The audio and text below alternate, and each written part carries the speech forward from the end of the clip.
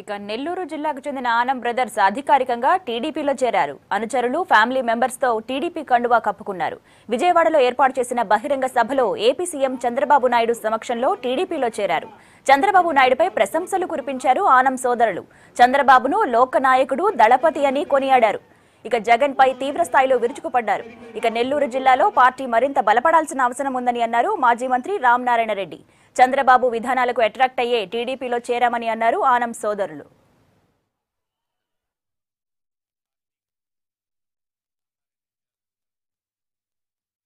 రాష్ట్రాన్ని అభివృద్ధి చేసుకోవడానికి మేము కూడా మీతో కలిసి నడుస్తామని ముందుకొచ్చినటువంటి ఆనం బ్రదర్స్ని మనస్ఫూర్తిగా మరొక్కసారి అభినందిస్తున్నానని చెప్పి కూడా నేను మీకు తెలియజేస్తున్నా. ఏదైతే వివేకానందుడు ఒక మాట చెప్పాడు, గతంలో మీరు చేసిన కర్మ ఫలితాలు ఈరోజు అనుభవిస్తున్నారు.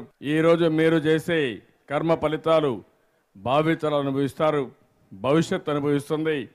కాబట్టి ఎలాంటి పనులు చేయాలనో అలాంటి పనులు చేసేదానికి మీరు ముందుకు పోవాలని ఆ రోజే ఆయన చెప్పారు. మీ అందరితోటి కలిసి పనిచేయడానికే మేమందరం ఇక్కడికి వచ్చామని చెప్పి ఇవాళ స్వయంగా చంద్రబాబు నాయుడు గారి సమక్షంలో నేను హామీ ఇస్తా ఉన్నాను అని చెప్పి మీకు మనవి చేస్తున్నా. ఏ పరిస్థితుల్లో కూడా తెలుగుదేశం పార్టీ క్రమశిక్షణను కానీ, తెలుగుదేశం పార్టీ యొక్క విధానాలను కానీ, సిద్ధాంతాలను కానీ విడిచి వేరే రకంగా ప్రయత్నం చేయము. అందరితో కలిసి ఒక్కొక్క మెట్టుగా తెలుగుదేశం పార్టీని అందలం ఎక్కించే దానిలో మా లక్ష్యాలని సాధించడానికి మేము 3 సంవత్సరాలని లక్ష్యంగా పెట్టుకోవడం జరిగింది.